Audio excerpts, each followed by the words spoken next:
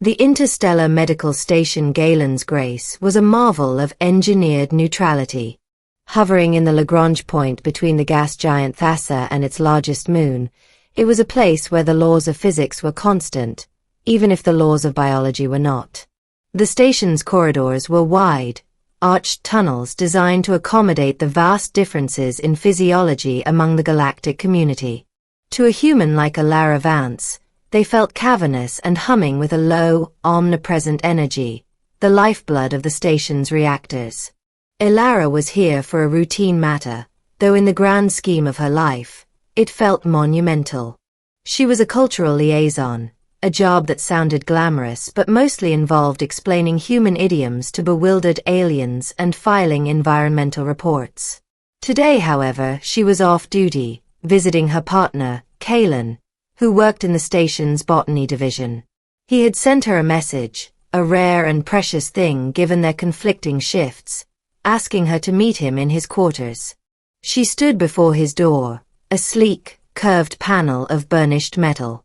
She'd changed out of her standard-issue jumpsuit into something she'd brought from Earth, a simple, flowing dress the color of a Terran sunrise. It was a soft, warm coral, a splash of home in this sterile world of chrome and cool light. She pressed the chime. The door slid open with a soft hiss, and there he was. Kaelen was a Thausian, a species known for their calming presence and remarkable empathy. He was tall and slender, with skin the color of weathered sandstone and large, liquid black eyes that held an unnerving amount of sincerity. He had just finished his shift. A few stray leaves from a genetically modified fern were clinging to his tunic.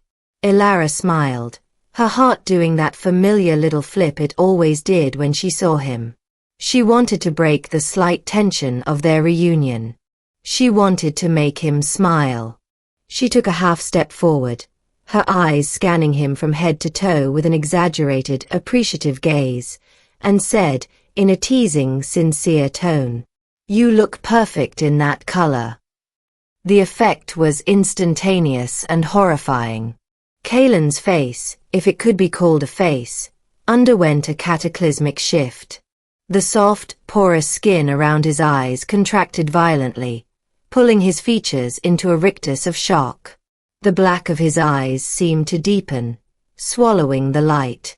A low, keening vibration began in his chest, a sound Elara had never heard before. It was the sound of utter psychic devastation. His mouth opened, but no sound came out, only a faint, gaseous sigh. Then his legs, which were jointed in two places, buckled.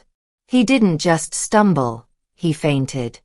His slender form crumpled to the floor with a graceless thud, his arms splaying out as if he'd been struck by a laser blast.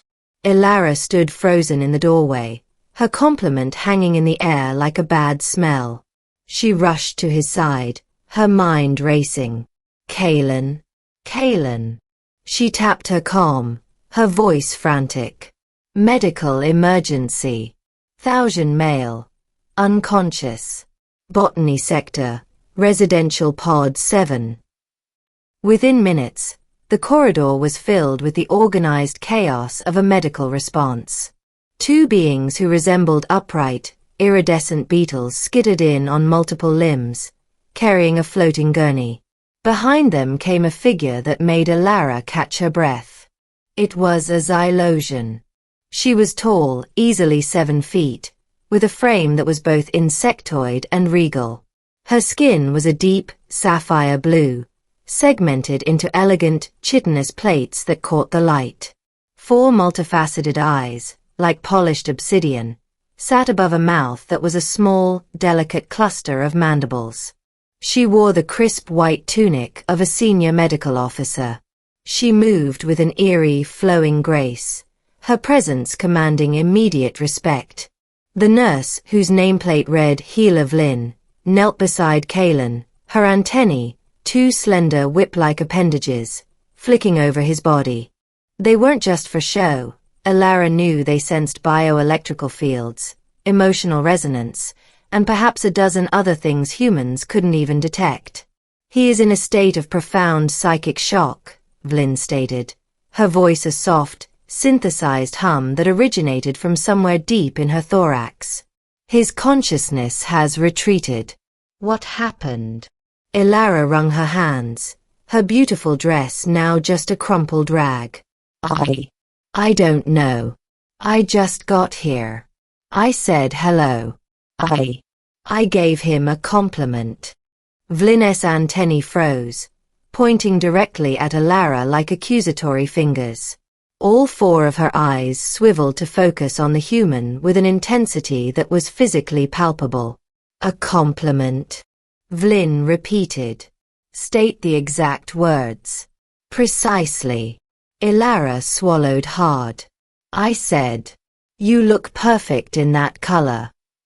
The effect on Vlyn was almost as dramatic as it had been on Kaelen. The blue of her carapace seemed to pale, shifting to a lighter, almost lavender shade. Her antennae quivered violently before curling inward, as if trying to shield her head from the words. Her mandibles clacked together once in a gesture of unmistakable distress. The nurse nearly fainted. She didn't crumple like Kaelen, but she swayed, placing a three-fingered hand against the corridor wall to steady herself. For a moment, her eyes lost focus, darting internally as if reliving a private nightmare. She looked at Elara not with anger, but with a kind of horrified awe, as if she were standing next to someone who had just casually detonated a small sun. You humans, Vlyn whispered, her hum of a voice trembling. You speak with such reckless precision. She then snapped into action, issuing rapid-fire commands to the beetle-like orderlies. They lifted Kaelen onto the gurney, which hummed to life and began to float.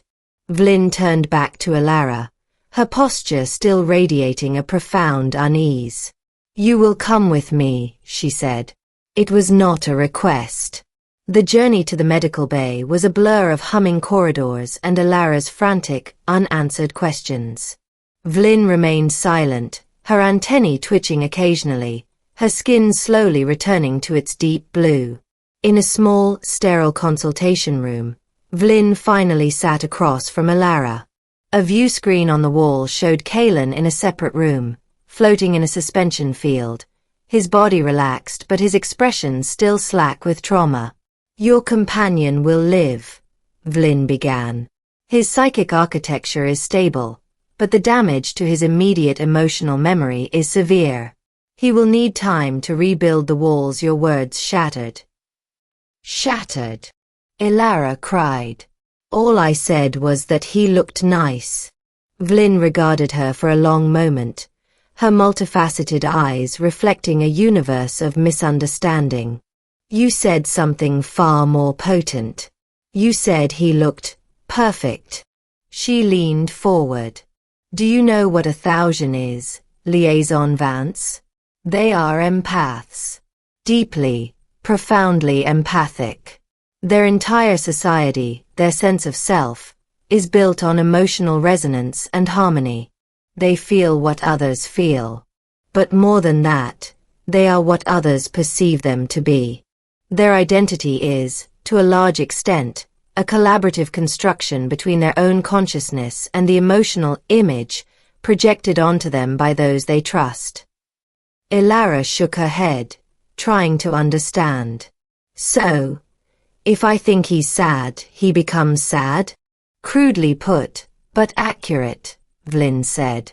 Now, apply this to your compliment. When you told him he looked perfect, you didn't just offer an opinion. You projected an absolute, an ideal. You imprinted onto his psyche a perfect, flawless version of himself. Vlyn paused, letting the weight of her words sink in. His empathic mind immediately compared his actual self, with all his biological imperfections, his fluctuating emotions, his very real and finite existence, to this sudden, impossibly perfect ideal you had just created.